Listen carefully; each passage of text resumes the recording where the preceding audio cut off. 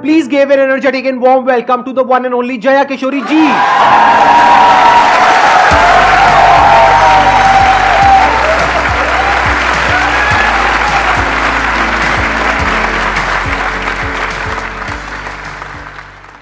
इनकी स्माइल में इतनी पॉजिटिविटी है, आई थिंक इनको कुछ बोलने की जरूरत ही नहीं है।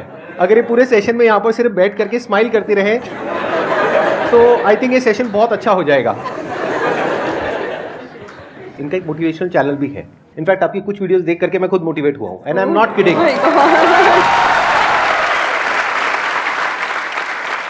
तो मैं पर्सनली आप सबको रिकमेंड करूंगा कि एक बार आप जा करके देखिए इनकी जो मोटिवेशनल वीडियोस हैं, और आप सबको बहुत कुछ सीखने को मिलेगा और बहुत अच्छा लगेगा। Thank you so much. और आपसे इंस्पायर होकर शायद हमने चैनल खोला है, तो मुझे तो लग रहा है मुझे मिल गया उसका अवार्ड कि आप उसको देखते हैं और सुनते हैं। थैंक यू सो मच, बहुत बड़ी बात है ये। यूट्यूब पे या इंटरनेट पे देखना एक अलग होता है, और जब आप फिजिकली वो चीज़ को फील कर सकते हैं, एक्चुअली एक ऑरा होता है, एक वाइब होता है, वो आपको फेस टू फेस ही मिल सकता है।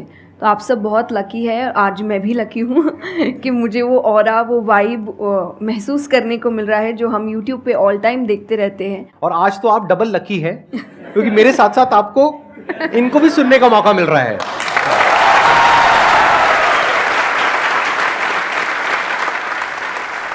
आपके मन में जो भी क्वेश्चंस है, जैसे भी क्वेश्चंस है, आप इनसे पूछ सकते हैं। First of all, thank you very much for giving me this opportunity. I want to ask you कि like आपने ये क्यों चूज़ किया कि you want to go into spirituality, कि मुझे इस चीज़ में ही जाना है? टू बी वेरी ऑनेस्ट, मैंने चूज़ नहीं किया था, इस स्थान ने मुझे चूज़ किया था, क्योंकि मैंने शुरुआत 6 साल की उम्र से की थी।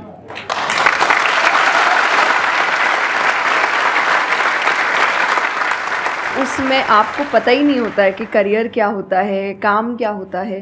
तो मैंने कुछ भी सोचा नहीं था, मेरे सामने चीज़ें आती गई, मुझे अच्छी लगती गई और मैं करती गई। और इसीलिए मैं हमेशा कहती हूँ अपने अंदर के बच्चे को ज़िंदा रखिए, क्योंकि वो कभी भी ये नहीं देखता इससे मेरा फ़ायदा होगा, या उसको अच्छी लगती है चीज़ और वो करता है। तो मैंने वो बचपने में मुझे वो चीज़ अच्छी लगी और मैंने उसको किया, और फिर अपने आप ही सामने चीज़ें आती गई, चाहे फिर वो भजन आए, फिर कथा आई, मोटिवेशनल सेशंस आए, जो जो सामने आता गया और जो जो मुझे लगा कि मेरे बस की बात है, मैं कर सकती हूँ, वो मैंने किया। और फिर मुझे पता ही नहीं चला कि कब सिचुएशन कहाँ हो गई। जब मुझे समझने का मौका मिला कि चलो कुछ बनते हैं, मैं ऑलरेडी बन चुकी थी।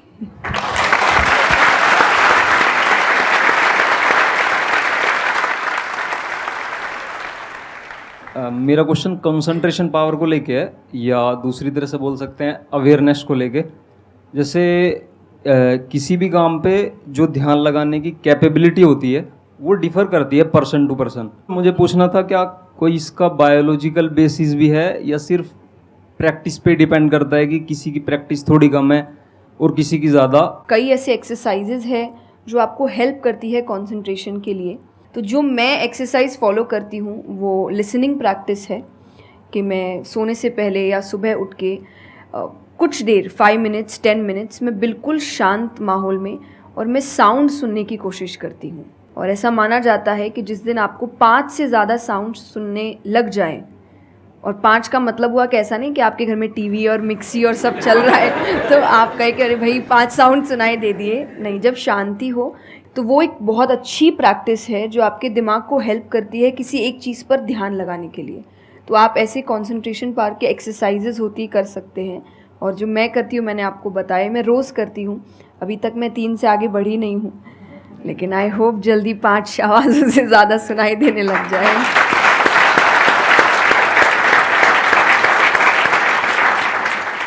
बचपन से जो आपने किया अभी तक वो तो मैटर करता ही है। फॉर एग्जाम्पल, अगर आप बचपन से ही सिर्फ कंप्यूटर पर ही अपना टाइम पास कर रहे हो या मोबाइल पे, जो आजकल बड़ा कॉमन हो गया है, तो आपकी जो कंसंट्रेशन पावर है वो पैसिव वे में तो अच्छी होगी। यानी कि अगर कोई कंटेंट है उसको आप कंज्यूम कर रहे हो तब तो आपका माइंड वहां पर लग जाएगा, लेकिन जब खुद ध्यान लगाने की बारी आएगी तो आप नहीं लगा पाओगे। एक्टिव कंसंट्रेशन आप नहीं कर पाओगे। और वही आपका क्वेश्चन है कि जो अपनी एक्टिव कंसंट्रेशन पावर है उसको कैसे बढ़ाया जाए, यानी कि आप जब चाहे, जहां चाहे, जितनी देर के लिए चाहे उतनी देर के लिए अपना ध्यान लगा सके, और जब चाहे वहां से ध्यान हटा सके। इसी को कहेंगे ना कि एक्चुअल में आपका जो ध्यान है वो आपके कंट्रोल में है। नहीं तो इतना कुछ है इस दुनिया में, वो तो सब खींचने के लिए तैयार बैठे हैं आपके ध्यान को, आपकी अटेंशन को। अगर फाइनेंशियली बात करी जाए तो आज की डेट में सबसे ज्यादा जो वैल्यू है वो आपकी अटेंशन की है। जितनी भी कंपनीज हैं उनके लिए सबसे इंपॉर्टेंट है आपकी अटेंशन। अगर आपकी अटेंशन आपके हाथ से निकल जाती है और उनके हाथ में चली जाती है तो वो हो जाएगा जो वो चाहते हैं, यानी उनको प्रॉफिट हो जाएगा, आपको नुकसान होता है हो जाए। तो अब सवाल उठता है उसको कैसे बढ़ाया जाए। चेस बहुत अच्छा तरीका है उसको बढ़ाने का। स्पोर्ट्स से आपकी कंसंट्रेशन पावर बढ़ती है। जैसे मुझे बैडमिंटन बहुत पसंद है, तो बैडमिंटन में सारा ध्यान कहां पर होता है? शटल के ऊपर, और कोई थॉट माइंड में आ ही नहीं सकता, क्योंकि अगर वो आया तो शटल से आपका ध्यान हट गया और आप हार जाओगे। तो sports is another way of doing it. उसके अलावा जैसे इन्होंने बताया लिसनिंग, अगेन वेरी पावरफुल। बहुत तरह की साउंड्स हैं, बहुत तरह की वाइब्रेशंस हैं इस यूनिवर्स में, बट हमारा ध्यान नहीं है उसकी तरफ। कुछ ग्रॉस है, कुछ सटल है। तो जैसे जैसे हम सटल जाते हैं तो ऐसी बहुत सारी वाइब्रेशंस हमारी पकड़ में आती है जो नॉर्मली लोगों की पकड़ में नहीं आ पाती है। क्यों? क्योंकि उनका ध्यान दो जगह पे होता है, या तो इस दुनिया में जो कुछ हो रहा है वहां पे होता है, या फिर अंदर जो थॉट चल रहे होते हैं वहां पे होता है। इसके अलावा और कहीं नहीं होता है। तो उन वाइब्रेशंस को सुनने के लिए हमको कानों की भी जरूरत नहीं है। इवन विदाउट योर ईयर्स, अपने कान बंद करके भी आप सुन सकते हो उन साउंड्स को। तो शुरुआत वहां से करो, धीरे धीरे आप देखोगे आपका जो ध्यान है वो आपकी पकड़ में आने लग जाएगा।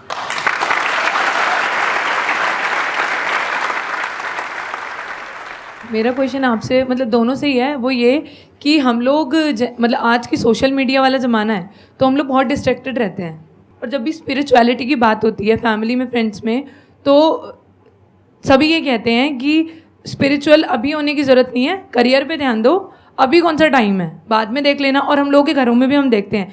तो मैम ये चीज़ कैसे, मतलब उनको कैसे समझाई जाए कि ये चीज़ कितनी इम्पॉर्टेंट है और उसकी इम्पोर्टेंस क्या है?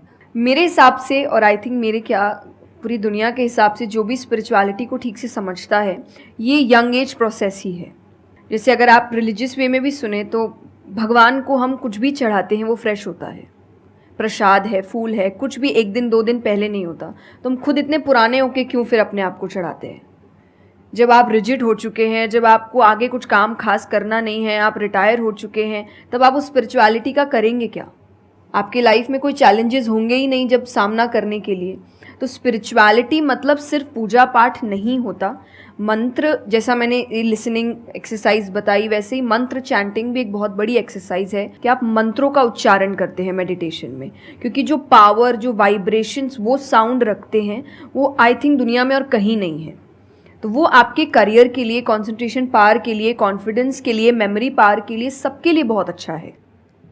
तो आपको यही समझाना है कि आप स्पिरिचुअलिटी का मतलब, एक तो पहले ये पर्सपेक्टिव हटा दें कि हम सब त्याग देंगे, हम सब छोड़ देंगे। ऐसा कुछ भी नहीं होता। गीता जी में स्पिरिचुअलिटी का ज्ञान उसको दिया गया है जिसको आगे जाके राजा बनना है। अर्जुन को, उसके पास क्या लग्जरी नहीं है, राज्य नहीं है, पैसा नहीं है, क्या नहीं है। तो अध्यात्म का मतलब कभी भी नहीं होता सब कुछ छोड़ देना, सबके बीच रहना है, पर इस तरीके से रहना है कि वो आप पर हावी ना हो हर चीज़। यही आध्यात्म है, यही स्पिरिचुअलिटी है कि बाहर की चीज़ें यहाँ ट्रबल ना कर सके, बस इतना ही करना है।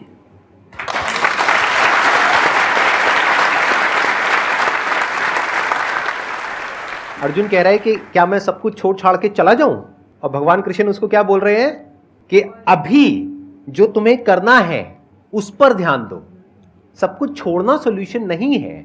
खुद को पहचानो कि तुम क्या हो। जो प्रॉब्लम की पूरी जड़ थी वहां पर वो ये थी कि अर्जुन भूल गया था कुछ देर के लिए कि वो एक्चुअल में कौन है, जैसे हम भूल जाते हैं। तो भगवान उसको याद दिलाने का काम कर रहे हैं कि तुम एक योद्धा हो, तुम्हारा काम है लड़ना धर्म के लिए। तो भगवान उसको वो ज्ञान दे रहे हैं। ऐसे ही अगर आप एक स्टूडेंट हो तो आपका काम क्या है? पढ़ाई करना। अब आपको देखना है कि उसमें ये जो बातें हैं, इनकी बातें, मेरी बातें, या कहीं भी हमारे जो स्क्रिप्चर्स में बातें हैं, वो किस तरह से आपको काम आ सकती है वो करने में, जो अभी आपकी लाइफ की इस स्टेज में, इस पॉइंट पर आपके लिए करना सबसे इंपॉर्टेंट है। तो स्पिरिचुअलिटी दो तरीके की हो गई। एक वो जो आपको भटका रही है, यानी कि वो लोग जो खुद अच्छे से नहीं समझ पाए स्क्रिप्चर्स को, वो आपको क्या कहेंगे कि सब कुछ छोड़ दो। और दूसरे वो जो एक्चुअल में समझ गए हैं कि क्या बात करी जा रही है, तो वो आपको क्या कहेंगे कि जो भी कर रहे हो उसको करो, अच्छे से करो, पूरे ध्यान से करो, पूरी ईमानदारी से करो, उसमें कोई कमी मत छोड़ो, क्योंकि यही आपको हेल्प करेगी लाइफ में आगे कुछ भी करने के लिए। अगर आज आप अपने काम को ढंग से नहीं कर पा रहे, तो कल अगर स्पिरिचुअलिटी में आपको कोई इंक्वायरी करनी है, स्क्रिप्चर्स को समझना है, क्या वो आप ईमानदारी से कर पाओगे? आप अगर अपना काम ठीक से कर रहे हैं, आपके इंटेंशंस अच्छे हैं, आप ऑनेस्ट हैं, आप पेशेंस रख रहे हैं, आप स्पिरिचुअल हैं। तो इसीलिए आपको बस अपना काम, जो उन्होंने सही कहा, एकदम ठीक से ईमानदारी से करना है। क्योंकि अगर यहाँ ईमानदार नहीं, क्योंकि जो आपका काम है, तो फिर कहीं और तो ईमानदारी की फिर बात ही क्या कर सकते हैं हम। मैम मेरा आप दोनों से ही है मेरा क्वेश्चन कि रियल फ्रेंडशिप का एसेंस आज खोते जा रहा है।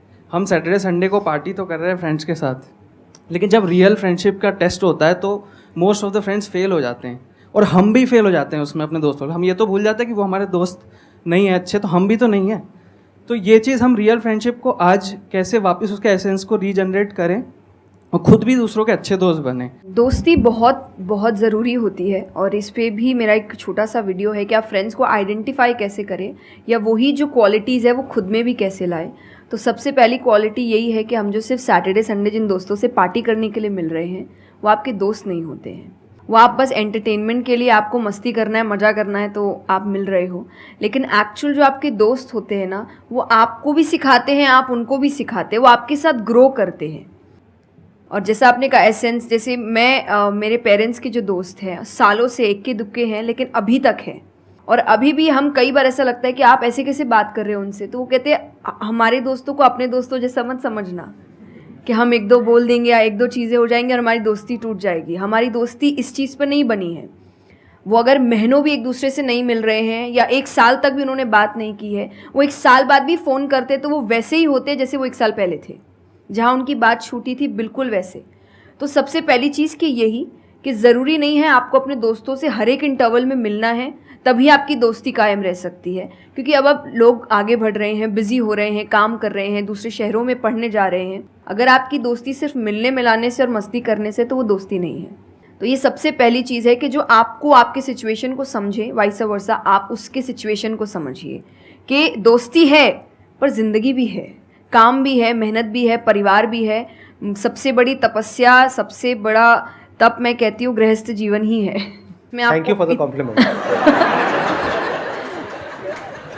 उसमें आपको इतना कुछ करना पड़ता है, वो एक सिचुएशन को समझना ज़रूरी है। दूसरा, आजकल जो एक ट्रेंड बन चुका है कि फ्रेंड्स सपोर्टिव होने चाहिए, तो सपोर्टिव का मतलब ये नहीं कि तुम गलत भी करो, तो जो कर्ण और दुर्योधन की दोस्ती थी कि नहीं भाई पाप भी कर, मार, गलत कर, मैं तो साथ खड़ा हूँ, ये दोस्त नहीं होते। ये बहुत बड़ा पॉइंट बोला है इन्होंने, अभी इसके बारे में मैं बात करूँगा।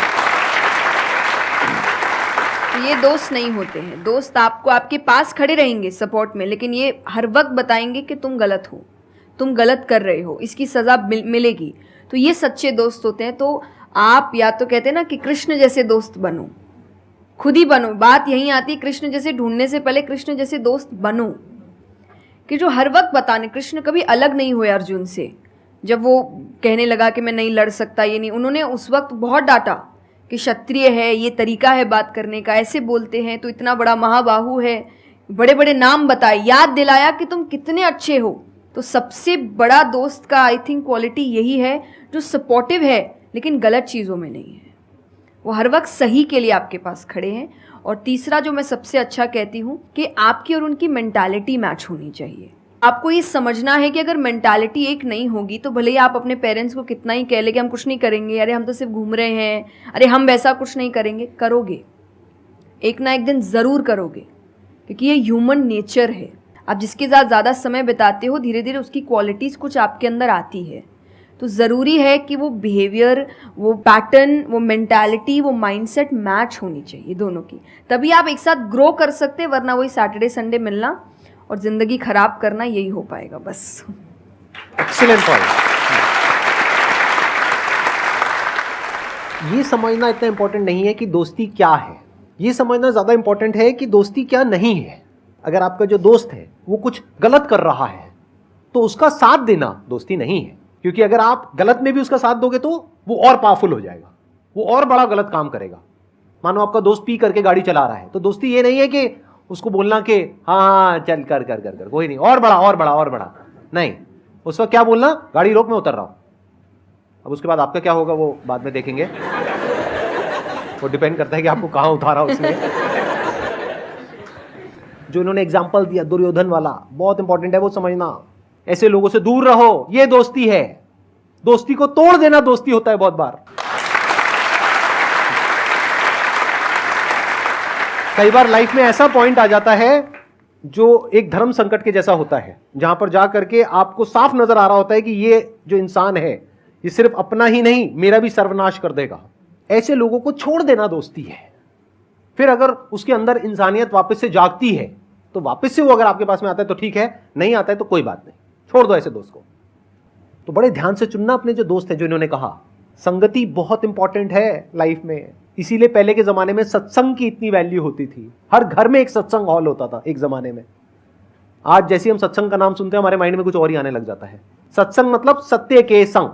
सत्य मतलब वही जो इन्होंने कहा कि जब कोई सही रास्ते पे चल रहा है तो उसका साथ देना, और कोई झूठ के रास्ते पे चल रहा है, कोई गलत काम कर रहा है तो उसका साथ छोड़ देना। तो सत्य के साथ रहना, वो लोग जो सत्य बोलते हैं, वो लोग जो सत्य की राह पे चल रहे हैं, वो लोग जो धर्म की राह पे चल रहे हैं। ये वर्ड सुनने में आपको थोड़े से पुराने लगेंगे, लेकिन अगर इसकी डेप्थ को आप समझोगे तो अंदर से आप समझ पाओगे कि मैं क्या बोल रहा हूं, किस लेवल से बोल रहा हूं। Hello sir, hello ma'am. Ma'am मतलब कई बार हम सुनते भी हैं, बहुत जगह देखते हैं, और कई बार बहुत बार हम पढ़ते भी हैं। मैम मुझे ये पूछना है कि मैम भक्ति क्या है, मतलब भक्ति क्या होती है? आज ये ज़माना अलग हो गया है कि भगवान से भी लेन देन का मामला चल रहा है कि आप मेरा ये काम कर दो तो ये हो जाएगा, और काम एक भी नहीं हुआ तो भगवान बदल ले, कि भाई कहीं और माथा टेकते हैं, यहाँ तो काम हो नहीं रहा। तो ये भक्ति नहीं होती। तो एक तो जो परसेप्शन भक्ति का बन गया है कि भजन कीर्तन पूजा पाठ कर लिया और भक्ति हो गई। भक्ति का असल मीनिंग है सरेंडर, समर्पण। और समर्पण व्यक्ति कब करता है? जब पहला चीज़ विश्वास होता है कि वो जो भी करता है वो सही करता है। मुझसे कई बार लोग पूछते हैं कि आप बहुत ज़्यादा डिप्रेशन में नहीं जाते, या कोई आपने सब कुछ देखा है, चाहे स्ट्रगल है, इंसल्ट है, रिजेक्शन है, हर फील्ड में हर चीज़ होती है। अगर आप आगे बढ़ रहे हैं, कोई पोजीशन पे जाने की कोशिश करें तो आपको इनका सामना करना पड़ेगा। ये ज़िंदगी के साथ आता है तो आपको सामना, लेकिन मुझे कभी दिक्कत नहीं दी ये चीज़ें। क्यों? क्योंकि जो मैंने कहा समर्पण, मुझे पता है कि एक ऐसी शक्ति ऊपर बैठी है जो मेरा बुरा नहीं चाहती। तो कई बार बुरी चीज़ें भी मेरी ज़िंदगी में हो रही है, मुझे पता है वो मेरे अच्छे के लिए है क्योंकि वो कर रहा है। तो ये समर्पण, ये भक्ति है। तो ये आपको हारने नहीं देती। क्यों हारेंगे आप? क्योंकि आपको पता है ना कि वो हारने देगा नहीं। तो आप अपने आप गिरे, आप फिर उठेंगे कि नहीं भाई अभी गिरना शायद ज़रूरी होगा, उसका इशारा है, इसीलिए चलो फिर उठते हैं, फिर आगे बढ़ते हैं। तो अर्जुन ने भी, जब समर्पण की बात गीता जी में आती है तो कई लोग कहते हैं कि धर्म का मतलब होता है अंधविश्वास। नहीं, क्योंकि अगर अंधविश्वास होता, अंधविश्वास में क्वेश्चन करना अलाउड नहीं होता आपको। गीता अगर सिर्फ भगवान की बात होती तो 2 पन्ने में ख़त्म हो गई होती। ये दोनों के बीच की बात है जिसमें अर्जुन ये जानते हुए कि सामने कौन खड़ा है, क्वेश्चन करने की तो कोई सवाल ही नहीं था वहाँ पर कि भगवान लड़ने बोल रहा है, क्या क्वेश्चन करना, पर उसने कंटिन्यूअसली क्वेश्चंस किए हैं। पर उसका भी नाम आया था समर्पण, कि वो समर्पित होकर क्वेश्चन कर रहा था कि ये जो खड़ा है ये मेरे हर सवाल का जवाब जानता है, ये मुझसे कभी कुछ गलत काम नहीं कराएगा। लेकिन इसका मतलब ये नहीं कि मैं अपनी जिज्ञासा बाहर नहीं निकालूंगा, मैं अपने क्वेश्चंस पूछूंगा। तो भक्ति का अर्थ यही होता है कि पहला निष्काम होता है। क्या फ़ायदा मत ढूंढिए कि मेरा काम नहीं हुआ तो भगवान है ही नहीं। भाई भगवान कहाँ है? भगवान होते तो ऐसा होता क्या? वो तो इंसान है इसीलिए ऐसे हो रहे काम। भगवान ने तो सबको देखे, बच्चा तो मासूम ही होता है, बड़े होके खराब हो जाता है। कोई बच्चा गलत आपने देखा है क्या? छोटा सा बच्चा ही डॉन बनने के बारे में सोच रहा है, वो तो बच्चा ही होता है, मासूम होता है, सच्चा होता है। तो भगवान इसलिए कहते हैं बच्चे भगवान का रूप है, क्योंकि वो एकदम प्योर होते हैं। बड़े होने के बाद हम काम खराब करते हैं और नाम फिर हम भगवान का देते हैं, क्योंकि हमको इल्ज़ाम लगाने के लिए लोग चाहिए। ये फेलियर्स के लिए भी, आप फेलियर्स के लिए भी हम कहते हैं मेरा काम अच्छा नहीं था, मेरा समय अच्छा नहीं था, मुझे पेरेंट्स ने सपोर्ट नहीं किया, मेरे पास ये नहीं था। वरना अगर देखा जाए इन्हीं सिचुएशन में कई लोग हैं जो काम करके आगे बढ़ जाते हैं। तो करने वाला तो कर लेगा, नहीं करने वाला इल्ज़ाम लगाएगा। तो वो इल्ज़ाम अभी हमें ऐसे दिखता है एक ऐसा कोई है जो सामने तो खड़ा नहीं है, भगवान लगाओ इल्ज़ाम। एक फ़ोटो है ना इंटरनेट पे कि भगवान खड़े, छोटी बच्ची खड़ी है, छोटी बच्ची के हाथ में एक टेडी बेयर है, तो भगवान वो मांग रहे हैं और वो बच्ची बोली मुझे बहुत अच्छा लगता है, मुझे नहीं देना। उसको नहीं पता कि भगवान के पास पीछे एक बड़ा सा टेडी बेयर रखा है और भगवान उसको कह रहे कि बस दे दो और मुझ पे विश्वास रखो कि वो दे दो छोटी चीज़ जो तुमसे, आपको वो बुरी लग रही है उस वक्त कि मेरे साथ गलत हो गया या मेरा छोटा काम नहीं हुआ, मैंने तो इतनी पूजा की थी, इतना काम किया था, शायद तुम उस काम के लिए नहीं बने हो, तुम और बड़े चीज़ के लिए बने हो। तो निष्काम क्या है कि आपकी भक्ति निष्काम है, स्वार्थ से नहीं बनी है, तो भक्ति आगे बढ़ेगी। दूसरा सरेंडर, कि मेरे हर सवाल का उत्तर सिर्फ उसके पास है। तो ये दो चीज़ें भक्ति बनाती हैं।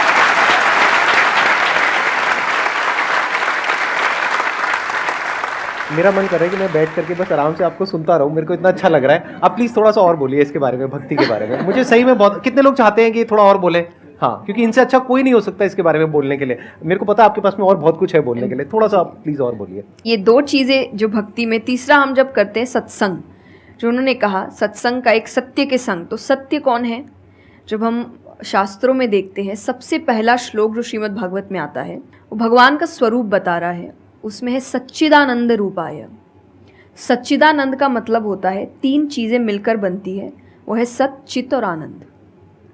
जो ये तीन चीज़ों को जीवन में समझ लेगा सही से, उसने भगवान को समझ लिया, क्योंकि भगवान का रूप ही सच्चिदानंद है। तो सबसे पहला है सच, जो कहा गया सच की राह पर चलो। जो हम ये एक्चुअली आपने एग्जैक्ट वर्ड उस वक्त बोले, मैं अपनी कथा में भी कहती हूँ कि आजकल हम इतनी छोटी छोटी बातों पे झूठ बोलते हैं कि हम किसी से मिलने जा रहे हैं और हम घर से भी नहीं निकले, अरे 5 मिनट, अरे सिग्नल पे खड़ा हूँ, अरे बस पहुँच गया, अरे क्या हो गया, वो 2 बातें तो सुनाएगा ना सिर्फ कि तुम समय लेकर नहीं आए, पर हम इतनी इतनी सी बातों में झूठ बोल रहे हैं। ये हमें लगता है कि कोई बड़ी बात नहीं, पर ये बहुत बड़ी बात है कि आप इतना भी सच का सामना नहीं कर सकते, और फिर हमें लगता है कि हम लाइफ की जो प्रॉब्लम्स है उसका सामना कर लेंगे, खुद के सच का तो सामना कर नहीं पा रहे हैं। जिंदगी का सच सामने आएगा तब तो बैंड ही बज जाएगी पूरी, क्योंकि वो कठिन है। जिंदगी आसान नहीं है, किसी के लिए नहीं, भगवान के लिए भी नहीं हुई। आप राम जी को उठाइए, कृष्ण जी को उठाइए, जब तक यहाँ रहे कोई सुखी नहीं रहा।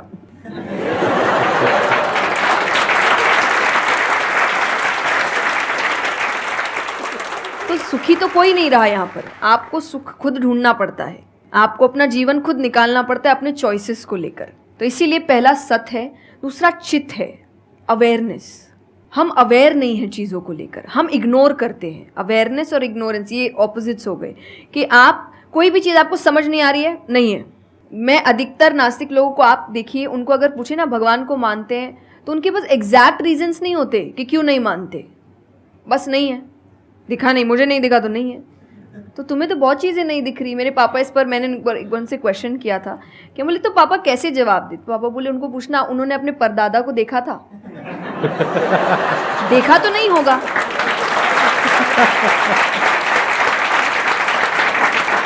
सुना है, दादा से सुना है, पापा से सुना है कि थे, मैंने तो नहीं देखा, तो मैं बोल दूं वो थे ही नहीं।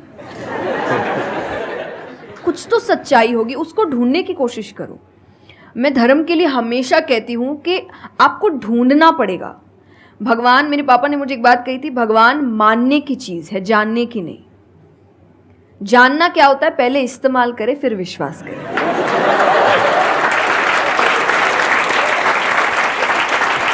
कि पहले देखेंगे है कि नहीं है, फिर बताएंगे, तो वो तो भगवान है, वो कहेंगे देख मैं भी घुमाता हूँ। वो भगवान है भाई। उनको अगर आप बोलोगे कि मेरे सामने आ, मुझे दिखा तू है कि नहीं, तो बोलेंगे घूम, नहीं दिखाता, कभी नहीं हुई, नहीं जा। तो भगवान मानने की चीज़ है, मानो वो अपने आप जना देंगे वो कहाँ है।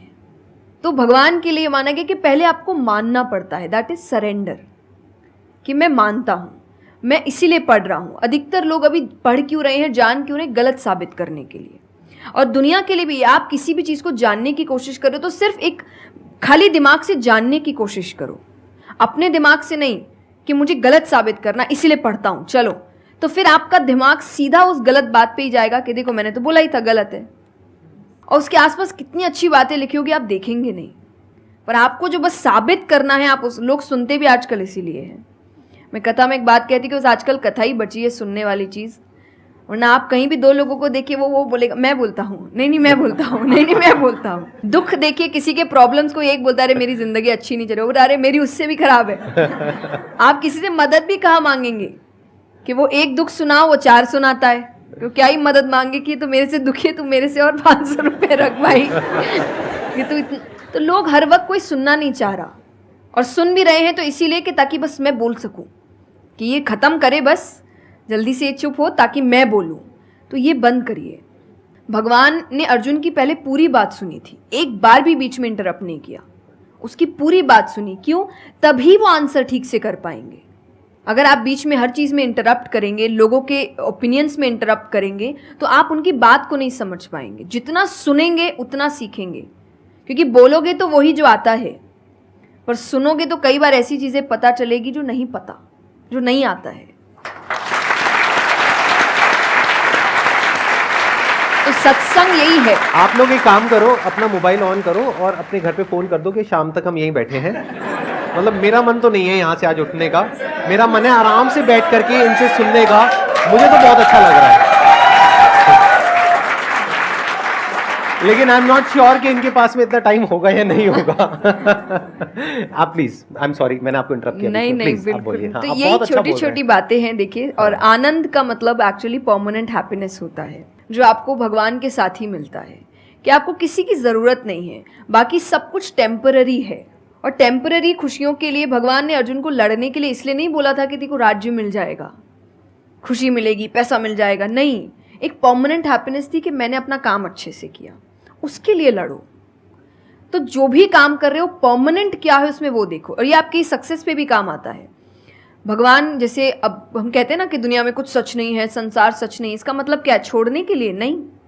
क्या आप पहली चीज़, जब दुख आ रहा है तो डिप्रेशन में मत जाओ, क्योंकि आप जानते हो ये भी परमानेंट नहीं है, टेम्पररी है, कल फिर ठीक हो जाएगा। खुशी आ रही है तो घमंड मत करो, ये भी निकल जाएगा, ये पोजीशन भी ज़्यादा समय तक रहेगी नहीं। तो उसको रखने के लिए काम करते रहो। तो भगवान हर चीज़ में कहते बैलेंस्ड रहो, और परमानेंट वो है उसके पीछे भागो। तो आप अपने आप ही जो दिखावे की दुनिया है, करते हम सब है और सब कुछ करना चाहिए लाइफ में, सब एंजॉय करिए, पर अगर उसको जानते हुए करोगे कि परमानेंट नहीं है, तो जैसा मैंने कहा वो यहाँ जाएगा नहीं। जैसे एक पक्षी है, आप पेड़ पे उसको बैठा दो और फिर जिस ब्रांच पे वो बैठी उसको काटने लगो, और जब तक ब्रांच नहीं गिरेगा वो नहीं हटेगी, क्योंकि उसको ब्रांच पे भरोसा है ही नहीं। उसको पता ये रहेगा ना, उसको अपने पंखों पे है कि वो जैसे ही गिरेगा मैं उड़ जाऊंगी।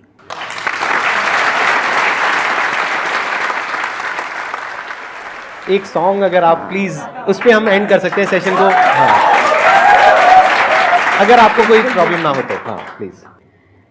मेरा आपकी कृपा से सब काम हो रहा है, करते हो तुम कन्हैया, मेरा नाम हो रहा है।